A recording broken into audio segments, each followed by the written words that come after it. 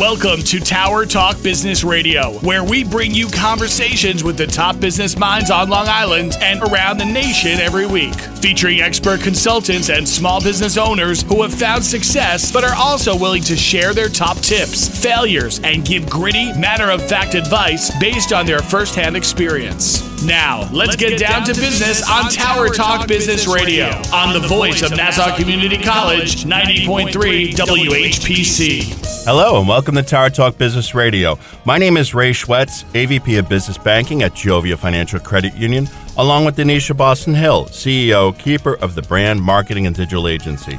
And we're focused on being the premier resource for business and entrepreneurship. We bring you weekly advice, tips, tools, and services that help you grow your business. Plus, we interview the top business leaders in the industry. Today, I'm so happy to introduce you to Shane Mischler, Chief Operating Officer for SD Tech. Shane, welcome to the show. Thank you so much for having me, Donyshia and Ray. We're very excited. So Shane partners with the owners of businesses to design and implement strategies, plans, and processes. And during his tenure, the company's revenue has more than tripled. So obviously, Shane knows what he's doing. And their active client list includes over 200 companies. So impressive stuff, Shane. Why don't you just tell us a little bit about yourself to start? Thank you so much for the kind words. And so a little bit about myself. I've been with SD Tech. I'm going into my fifth year. I started in 2019 with the company, and we have had tremendous growth, as you were mentioning. And a lot of that has come from just taking a lot of the workload off the owner of the company and allowing him to focus on the things that he's really good at.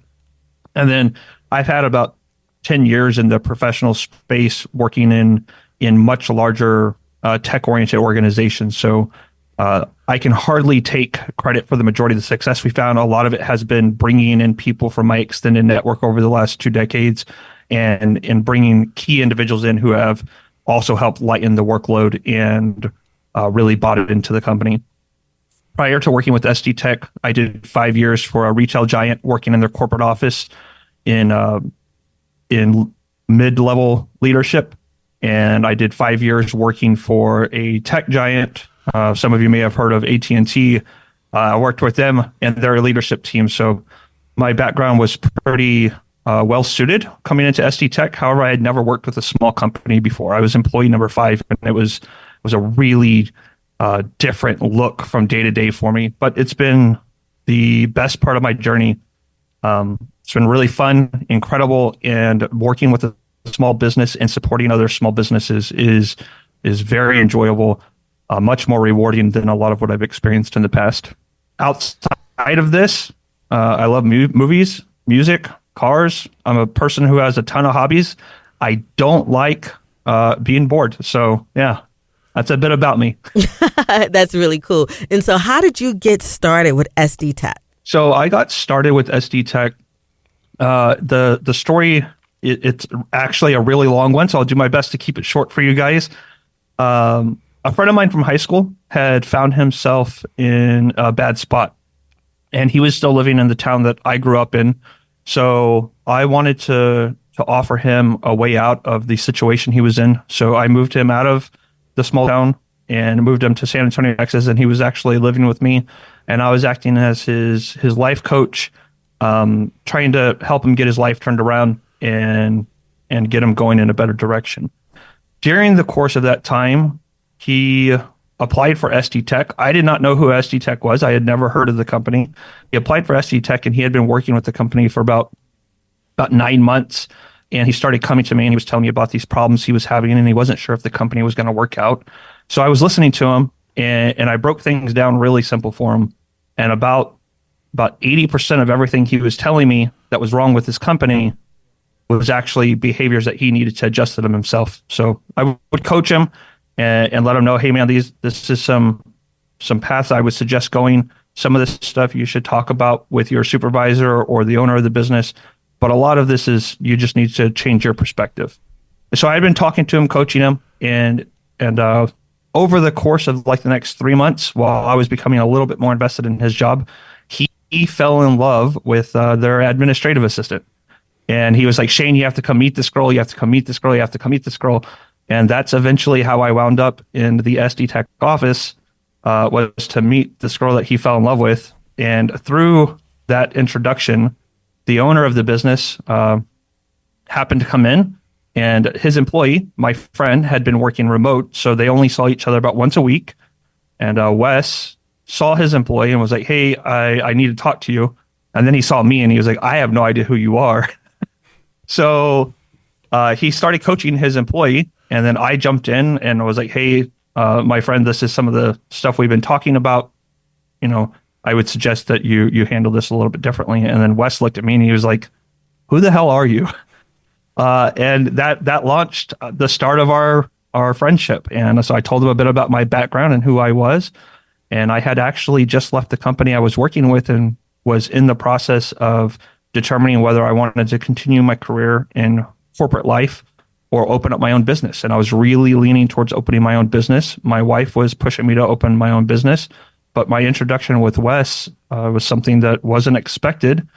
And we had just this immediate spark between the two of us. We had a lot of the same vision and same ideas.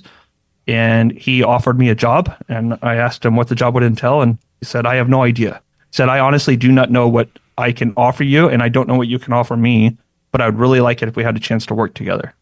And so I said, to be fair, I've never worked with a small business, and I don't know anything about an MSP, but there's chemistry here that I don't want to ignore. And being that I was his fifth employee and he had been running things for quite a while, he wasn't really in a position to hire me. So I came on with a very different pay structure than I was used to. But my wife had my back, and she was like, "Hey, if you're saying this is something that you can't ignore, then we'll make things work." And I spent the first 3 months getting to know Wes, getting to know his business, getting to know his clients. And then I spent the next 3 months helping to identify some things that I thought we could easily change. And it's been a really good journey since then. Yeah, it's funny you mentioned your hobbies. So that's a very cinematic story. I sense a screenplay in there. You want to talk about on the job like on the spot job interview and locking in the deal, right? And workplace romance. And I mean, your story has it all. That is really cool. Now, IT support, it's a big category. Does SD Tech, how do you work? Is it there's certain areas of specialization within this category? Are there what are your strengths? What does SD Tech focus on? So you're right. IT is an incredibly broad umbrella with so many different pieces to it. We're an outsourced help desk provider. That's not how we actually identify ourselves. That's not what the business standard is. But that's breaking it down nice and easy for people who aren't familiar with MSPs. That's what we do. Every business has need for support with technology. And the reality is that the majority of small businesses don't have anybody on their team who is paid to handle technology. Most businesses can't afford that. So you end up having a business owner or one of their key employees who knows enough to get by, or they have a friend of the family who steps in and helps them with their basic networking, Wi-Fi, and making suggestions. So once you realize that you need somebody who's in your corner 100% of the time, and that's what they're actually there for, it's a very expensive endeavor, or you can look to outsource it. And so our specialty is coming in and assisting with all aspects of technology. If I ran through the list of everything, so I'm not going to do that.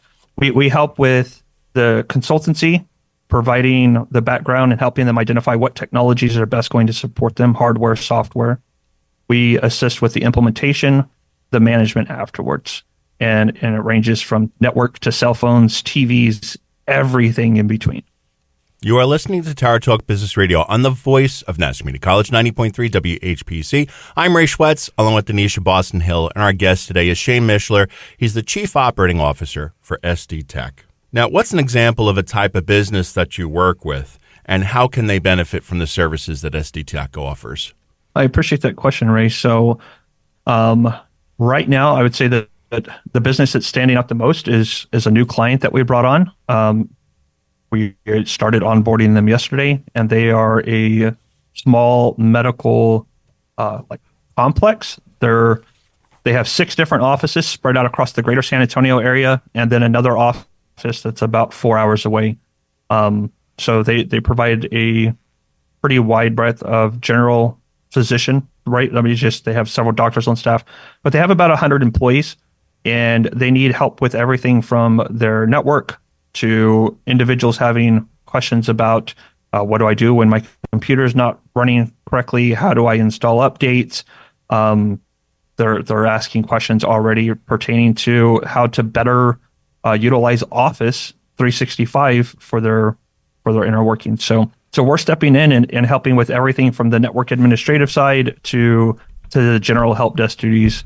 But our clients, they range greatly. We have individuals who are a 1 to 2 man shop, a handful of lawyers and architects, solo architects, and we have several offices for Keller Williams Real Estate, the largest real estate agency in the world, and we have some of their offices that have 1,600 employees in them. So it ranges greatly. Oh, that's great. And so, Shane, what's some of your main competitors, and what gives you edge over those guys? Tell us a little bit about that. So some of our main competitors are actually bigger in y'all's area. Some of our main competitors would be Logic IT, and there's only a handful, about 4 or 5. Our main edge is that we are still, I would say, a relatively small business. In my background with teams where I've had teams that are larger than our entire employee base, I say we're a small business. But it's actually over 300 active clients now, and we support all of the Texas region. But the reality is that we support all of the nation, and I have 10 clients in Canada. So I have people from California to Florida up into Canada. But being a small business, we stay focused on customer service, and more so than customer service, we stay focused on building relationships. We believe that there's a lot to be gained from pursuing long-term relationships rather than short-term business decisions. And some of our relationships span over the course of 3 decades. So we come in, we get to know the individuals we're working with, the individuals we're working for, and we want to build very long-lasting partnerships with them so that way there's a high level of trust. We don't outsource any of our help desk, so everything is actually handled locally, even if we're supporting somebody in New York. And if anything goes wrong that can't be handled remotely, we send our team out from San Antonio, Texas to them. That way they're getting that one-on-one support with us, and we're taking care of them. That's our biggest edge over our competitors. I would love to tell you that it's the breadth of services and that we're our own VoIP provider, phone provider, but the reality is it's the customer service. And that makes a big difference. And the relationship won't exist without good customer service. So I think that is a very strong edge.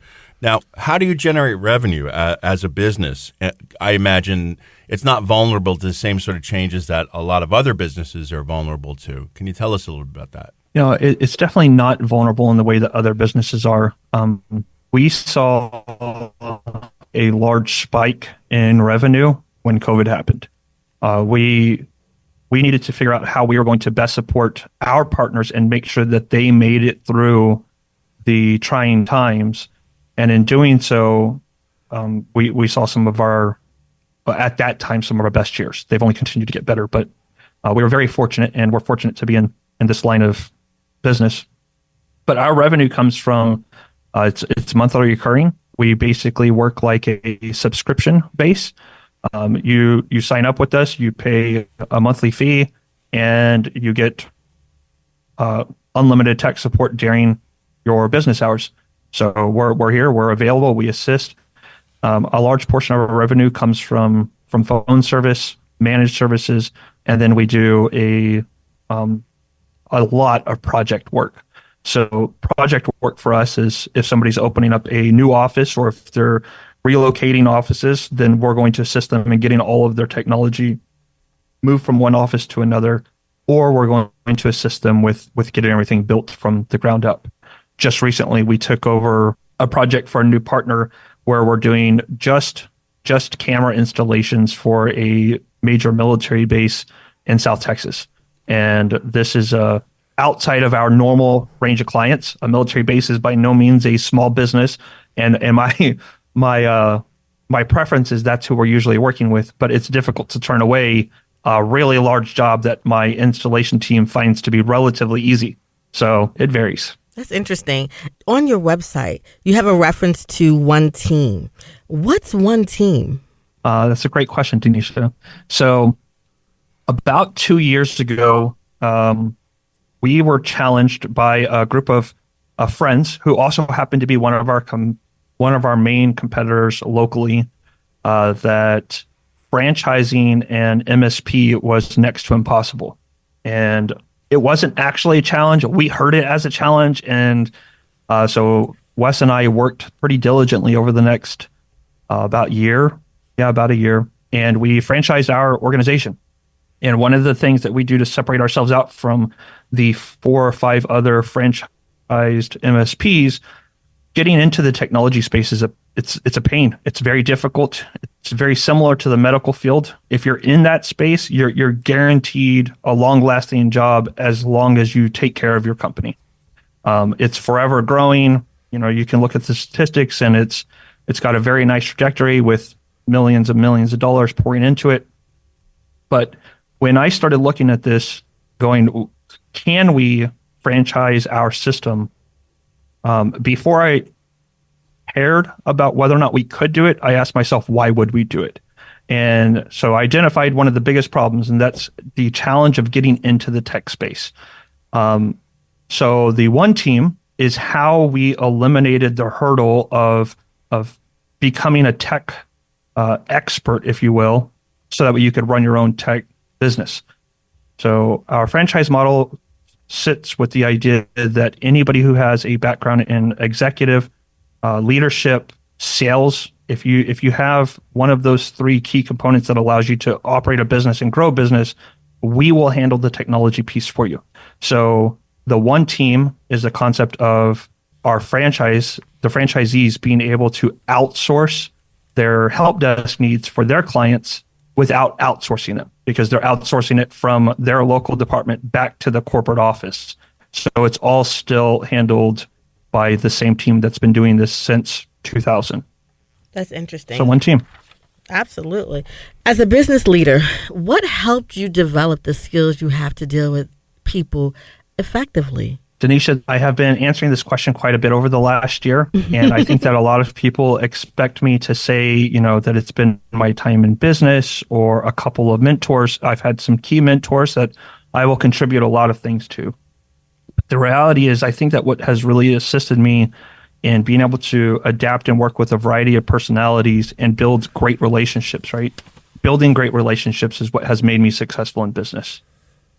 I'm the oldest of 8 kids. Woo! And my youngest brother and sister are only 12 years younger than I am. So 8 kids, 12-year span. When I was 15, there were 8 of us in the house, and my youngest brother and sister were 3. My mom was a single mom for the majority of the time. And I remember throughout most of my teenage years, she was holding down 3 part-time jobs, trying to make ends meet so that way we were as taken care of as we could be. It was a very large household, very hectic. And since she was working three jobs, oftentimes my family was looking to me to be the head of the day-to-day household. And I was not the person I am today when I was 15. I did not have it nearly as well put together as I do now, and I'm still not great today. But one of the things I really look back on and I see is that gave me an opportunity to work with a multitude of different personalities and people who had no desire to work together to get the day-to-day stuff done. But I did my best through that. And although I wasn't perfect, I learned a lot that helped me out over the course of my professional journey. And I contribute a lot of it back to what happened in my teenage years. You are the ultimate project manager and subject matter expert. You are listening to Tower Talk Business Radio. Our guest today is Shane Mischler, Chief Operating Officer for SD Tech. My name is Donyshia Boston-Hill, along with Ray Schwetz, on the voice of Nassau Community College, 90.3 WHPC. Now, Shane, what's the most surprising thing? You're around a lot of techies, I assume. So what's the most surprising thing that you find when you're working with techies? The most surprising thing that I find when I'm working with techies is we as a group, right? Techies, we still have a lot of what I would like to call ancient stigmas, a lot of stereotypes that I would like to believe are done and just outdated. But a lot of people still associate techies with being basement dwellers, living in their parents' basements, being very antisocial, and being heavy introverts. And our team, I don't have a single person that would be easily identified as a techie until you get them talking about some of their passions. But we have a team of primarily extroverted individuals who really enjoy building relationships, who enjoy face-to-face much more than via email or chat support. And I think that even today, even after doing this for so long, that's one of the most surprising things to me. Is because while I know that I'm fortunate and I've crafted a very strategic team that overcomes those challenges, the reality is that is something that we still face. And I know that there are still times where I'm surprised that my team really does enjoy getting out there and building the relationships that they do, because it's really easy to get stuck behind a computer screen and just become very transactional, very business oriented, and just wanting to take care of problems. But we remember that at the end of the day, technology is what's bringing us together. And if we're not talking about the bringing us together piece, then what's the point of even talking about technology? Absolutely. And technology is just growing at lightning speed. And so what was the turning point in your business where you felt like you really hit your stride and like a really good hurdle to help push your business forward and expand SD Tech? So we have a lot of different ways of measuring success, right? We have several different key metrics that we're looking at as a COO. Of course, one of the things that I am very aware of is our revenue and revenue growth. But those things aren't my personal measuring points. My personal points for measuring this is our employee growth and satisfaction. And those two things to me go hand in hand, because it's really easy to lose the satisfaction of our employees as we grow very quickly. And then the second piece that I'm looking for is the same talking points, but for our clients. As we're growing our client base, are we still managing to grow the relationships that we've been cultivating, whether it be for the last 3 decades or for the last 3 months? Because it's really easy to lose focus of existing clients when you're speaking with potential clients and when you're onboarding potential clients. So those two things, I want to make sure that the people I'm working with, internally and externally, still enjoy working with us. And as long as we're able to continue growing our family and everybody's still happy to be a part of it, then I know that we're successful. And it's not always easy. You know, we've in the 5 years that I've been here, I think we've lost 4 clients. And I know that there's probably several people out there that are listening that are really impressed by that, but it hurts. It hurts when we lose a client. SD Tech doesn't operate off of contracts. We believe in unless there is an absolute need for a contract, we don't want one. And that is very disruptive for our industry. The majority of people work with either 3 or 5 year contracts. But the more you talk to me, the more you'll hear about relationships. And I can't imagine entering into a non-professional relationship with a 3-year contract. How do I know that I'm going to enjoy sitting with you at an airport?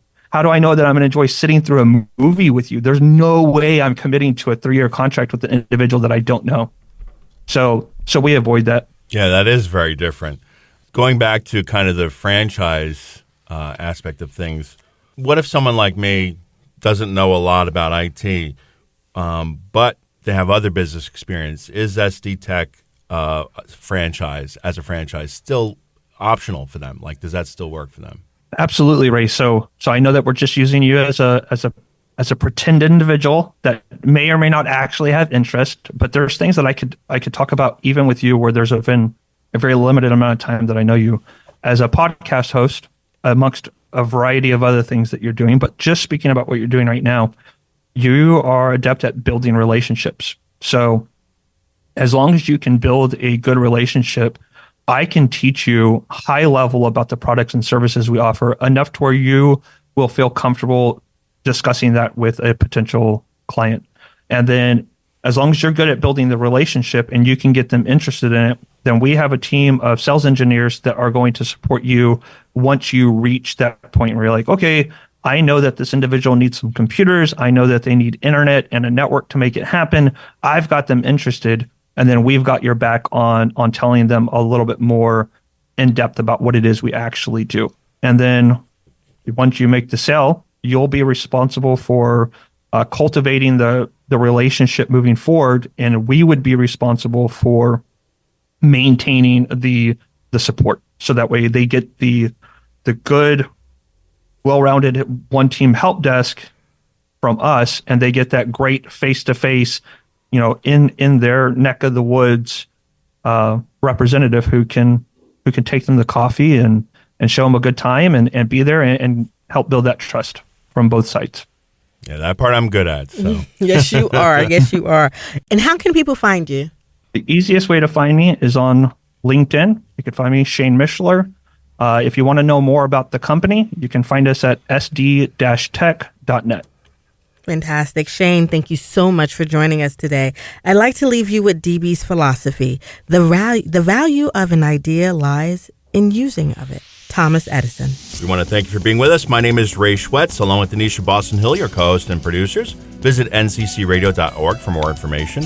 We're available on Odyssey, TuneIn, iHeartRadio as a podcast on iTunes, Android Podcasts, and Spreaker. This has been Tower Talk Business Radio on the voice of National Media College, 90.3 WHPC.